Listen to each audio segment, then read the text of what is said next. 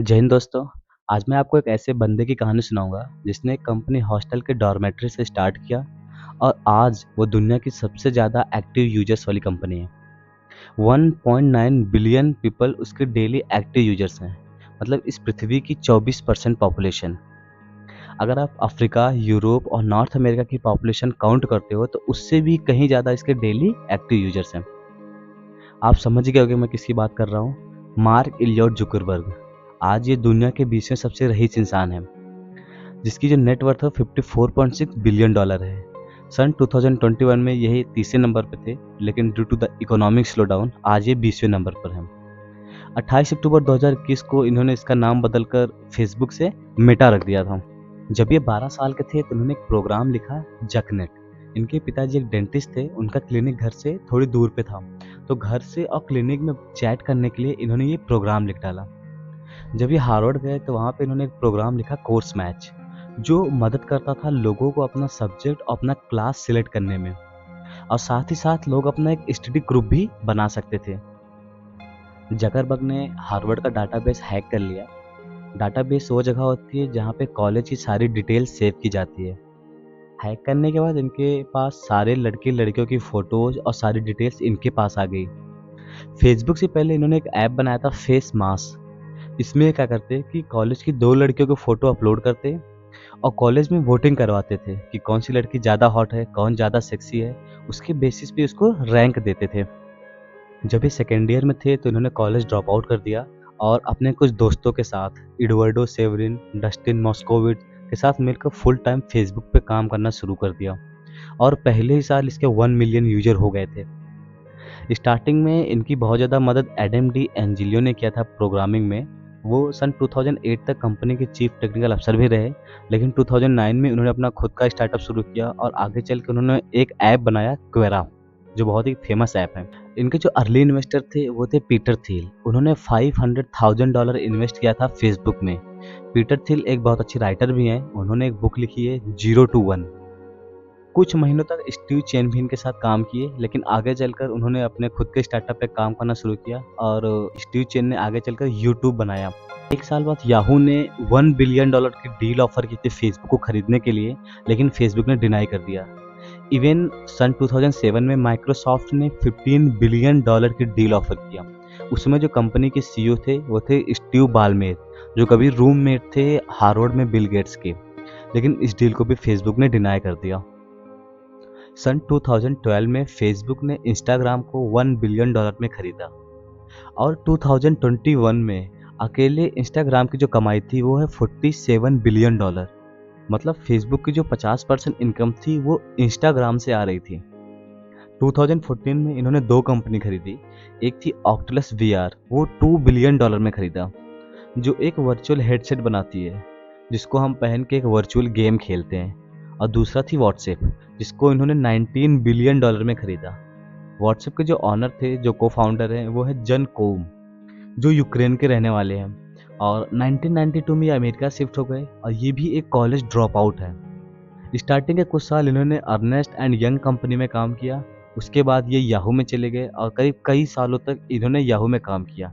लेकिन सन 2009 में ये अपने दोस्त ब्रैन एक्टन के साथ कंपनी से रिजाइन दे दिया और अपने खुद के स्टार्टअप पे काम करना शुरू कर दिया।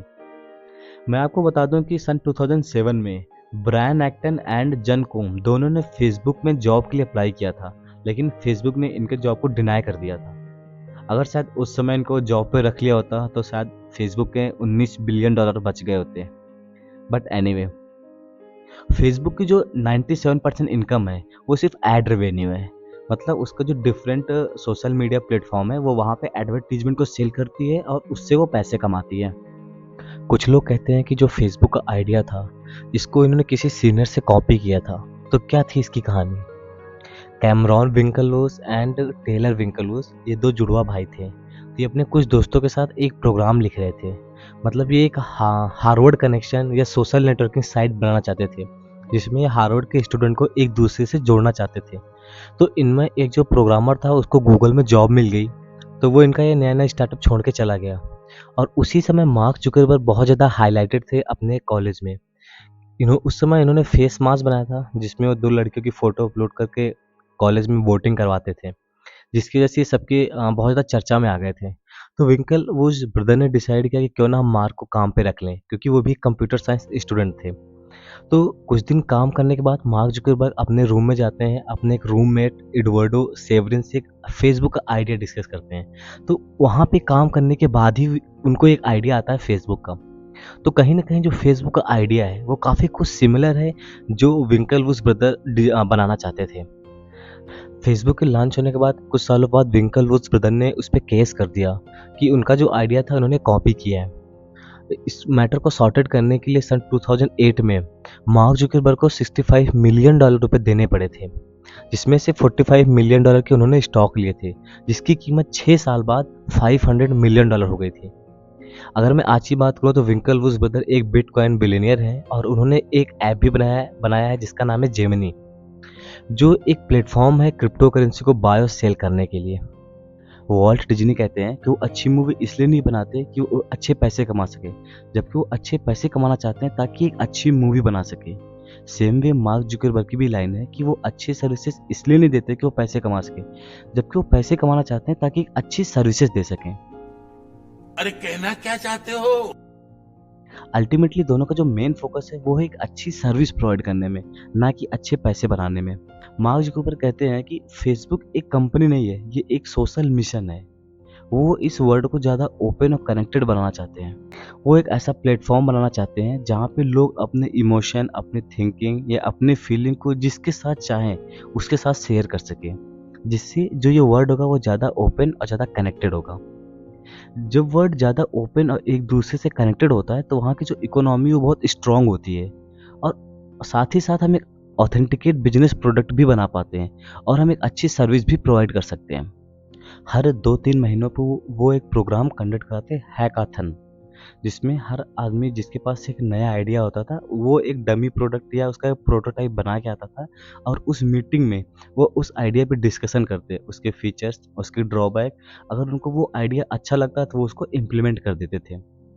और इस हैकाथन प्रोग्राम से कई सारे नए आइडिया उनके निकल के आए थे, जैसे फेसबुक में टाइमलाइन, चैट, वीडियो या फेसबुक का मोबाइल वर्जन बनाना। ये सारे आइडिया उनके हैकाथन प्रोग्राम से ही निकल के आए थे। मार्क जुकरबर्ग चाहते थे कि इस वर्ल्ड को ज़्यादा ओपन और ज़्यादा कनेक्टेड बनाना सके। ये करने के लिए वो खुद कंपनी में जब मीटिंग होती तो बीच में खड़े हो जाते और लोगों से बोलते थे कि तुम्हें जो कुछ भी पूछना है, जो कुछ भी जानना है, तुम मुझसे पूछ सकते हो। तो और वो उसका बहुत इंटरेस्ट के साथ जवाब भी दिया करते थे। फेसबुक कंपनी के 5 कोर वैल्यू हैं, और शायद इसी कोर वैल्यू की वजह से भी आज फेसबुक कंपनी बहुत सक्सेसफुल है। इस कोर वैल्यू से हमको भी बहुत कुछ सीखने को मिलता है। तो चलो देखते हैं क्या है ये कोर वैल्यू। पहली है फोकस ऑन इम्पैक्ट। अगर आपको एक बहुत बड़ा इम्पैक्ट क्रिएट करना है ना, तो आपको जो सबसे इम्पोर्टेंट प्रॉब्लम है उस पर फोकस करना पड़ेगा। ब्रायन ट्रेसी की एक बुक है ईट दैट फ्रॉग। वो कहते हैं कि मैक्सिमम लोग हमेशा वो बिलो एवरेज 80% काम करते हैं जो सिर्फ 20% रिजल्ट प्रोड्यूस करती है।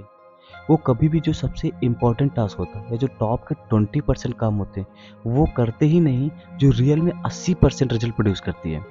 दूसरा कोर वैल्यू है मूव फास्ट। इनका कहना है कि कोई भी चीज़ बहुत जल्दी बनाओ और उससे बहुत जल्दी सीखो। मतलब अगर आपको अपनी लाइफ में बहुत तेज़ी से मूव करना है ताकि आप लगातार नए रिकॉर्ड क्रिएट करते रहो। शायद कहीं ना कहीं ये जो फिलॉसफी है या ये जो कोर वैल्यू है ये इलॉन मस्क से मिलता जुलता है। उनकी भी एक फिलॉसफी है बिल्ड क्विक लर्न क्विक। मतलब लाइफ में कोई भी चीज़ बहुत जल्दी बनाओ और ताकि फेल भी होते हो तो बहुत जल्दी ही आपको फेलियर का भी सामना करना पड़ जाए। तीसरा है बी बोल्ड। अगर आपको कुछ बड़ी चीज़ बनाना है तो आपको रिस्क तो लेना ही पड़ेगा। ये दुनिया ना बहुत तेज़ी से मूव कर रही है, बहुत तेज़ी से आगे जा रही है। तो अगर आप सच में फेल नहीं होना चाहते तो आपको लाइफ में रिस्क लेना ही पड़ेगा। इनकी एक बहुत अच्छी लाइन है कि riskiest thing is to take no risk. सबसे बड़ा रिस्क ही यही है कि कोई रिस्क ना लेना। चौथा कोर वैल्यू है बी ओपन। इनका एक जो कहते हैं कि फेसबुक एक कंपनी नहीं, एक सोशल मिशन है। वो चाहते हैं कि ये ज़्यादा ओपन और ज़्यादा कनेक्टेड वर्ल्ड बना सके। तो अगर वो ज़्यादा ओपन, ज़्यादा कनेक्टेड वर्ल्ड बनाएंगे तो लोगों के पास ज़्यादा इन्फॉर्मेशन होगी, वो एक अच्छे डिसीजन ले सकेंगे और वो ज़्यादा बड़ा इम्पैक्ट क्रिएट कर सकते हैं। Fifth is the social value. वो कहते हैं कि डेली की डेली इस चीज़ें फोकस करो कि कैसे हम इस दुनिया को ज़्यादा अच्छी वैल्यू प्रोवाइड कर सकते हैं, चाहे वो अच्छे प्रोडक्ट हो, चाहे वो अच्छी एक सर्विस हो। So finally, these are the some interesting and learning stories from the Mark Zuckerberg. And finally, thanks for watching.